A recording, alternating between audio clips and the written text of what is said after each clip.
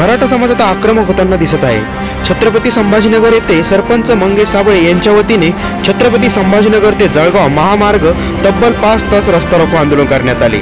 प्रशासनाच्या विनंतीनंतर हे आंदोलन आता तरी सध्यास मागे घेण्यात आले आहे। त्यानंतर मंगेश साबळे काय म्हणाले बघूया।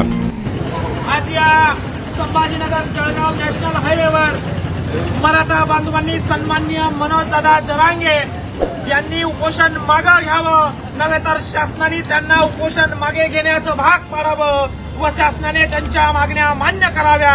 या ठिकाणी रस्ता रोको सुरू आहे। सकाळी 10 वाजेपासून आज या ठिकाणी 2 वाजता जवळपास हा रस्ता रोको सुरू आहे। मागच्या 3 तासापासून या ठिकाणी 4 तासापासून रस्ता रोको या ठिकाणी सुरू आहे। सन्माननीय तहसीलदार या ठिकाणी आलेले, त्यांचं म्हणणं आहे की प्रशासनाला सहकार्य करा। तर या ठिकाणी सर्व तमाम मराठा बांधवांच्या विनंतीला मान देऊन, प्रशासनाच्या विनंतीला मान देऊन उद्या सकाळी ठीक 10 वाजता संभाजीनगर तालुक्यामध्ये, संभाजीनगर जिल्ह्यामध्ये फुलंब्री तालुक्यामध्ये टी पॉइंटला रस्ता रोको आंदोलन करण्यात येत आहे।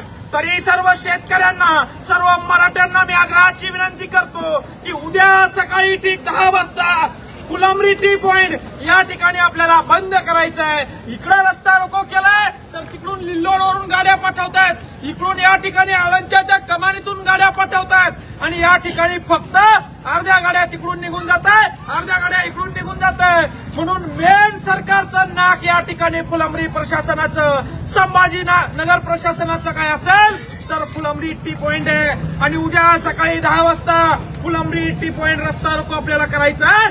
तमाम फुलंब्रीच्या मराठा बांधवांना विनंती करतो की उद्या सकाळी ठीक 10 वाजता फुलंब्री टी पॉइंटला आपण हजर राहावं। एक मराठा, एक मराठा, एक मराठा,